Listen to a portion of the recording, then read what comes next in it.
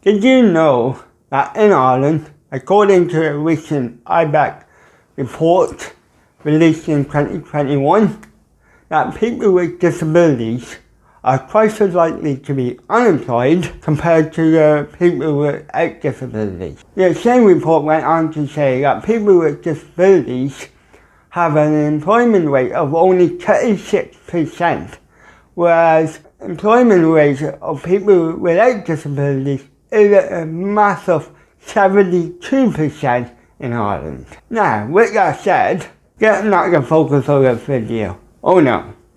The focus of today's video is all about the positives and what works and the practical steps that employers, big or small, can take to enable people with disabilities to gain employment.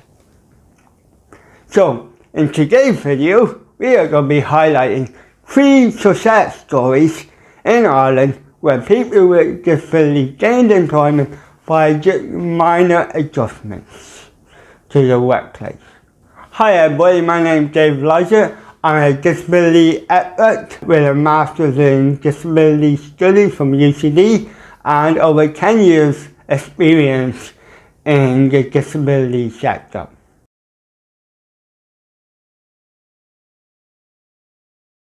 Okay, so let's talk about these success stories. Case number 1. Case story number 1. The successful story of Danielle.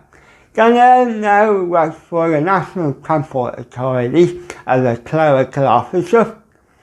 She has spinal bifida and is profoundly deaf. How does she carry out her job? And what assistive technology did she benefit from? Well, it was quite simple, actually. At the start, Danielle was provided with a job coach who helped her with her CV and who helped her to prepare for her interview. Secondly, Danielle was provided with a communication assistant from a great organisation called Chime, and who provide assistive technology and translators for people who are hearing impaired. And this communication assistant accompanies Danielle to work and translates for Danielle what her colleagues are saying. Another simple adaptation, was that some of her colleagues even learned the Irish Sign Language so they can communicate directly to Danielle.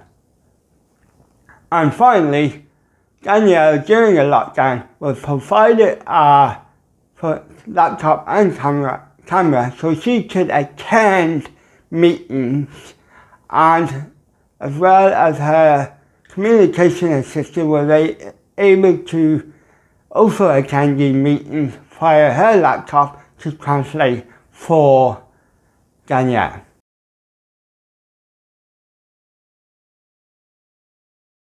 Next case story of success is John.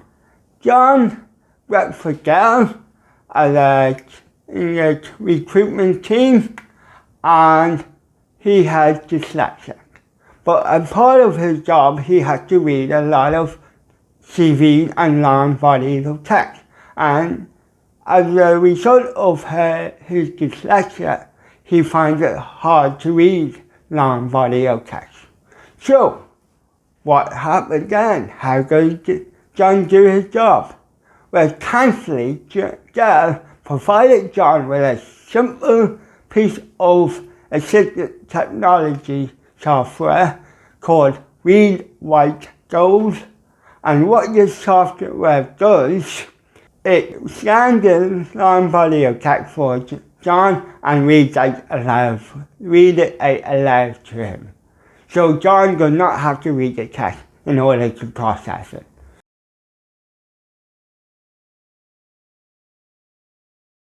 Thirdly, we have a successful case story of Cora, who worked for an accounting firm called FHN Accountancy as a trainee accountant.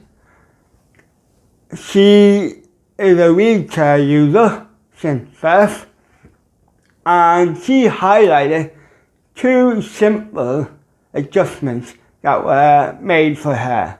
The first one being that the company simply reduced the height of the filing cabinet, which enabled Cora to get a file out of the filing cabinet by herself unaided. And secondly, the layout of the office was all open planned, and that meant it enabled Cora to get around the office unobstructed. What have we learned from this case study? Well, we learned that it's a simple thing that makes a difference quite often, and it doesn't have to cost the world to make these adjustments. But what we do need to work on is our attitude towards this. Why we are doing this. We need to invest more into looking at those questions. Why and how, and what is our attitude to employing people with disabilities. One would say, as an economist, I would say to employ people with disabilities is just the same as employing anyone else. It creates wealth. It generates a person with income who can then spend money in the economy. That's a great thing, you know? And we need to start thinking like that. So we say, oh, okay, we get motivated to do so, right? And we need to be a bit more imaginative about our solutions. Okay. Anyway, with that said, I have some bonus material for you.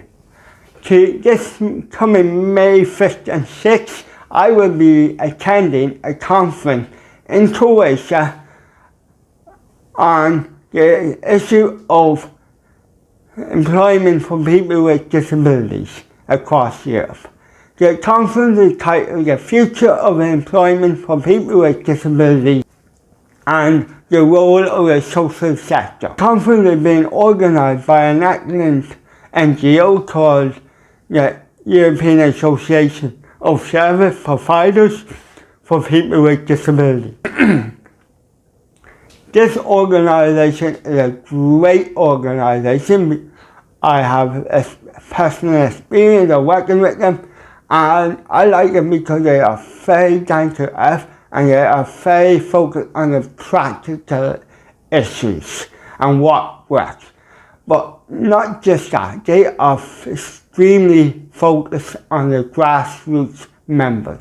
They want to know what employers think, what people with disabilities think, and what service providers think on the ground across Europe.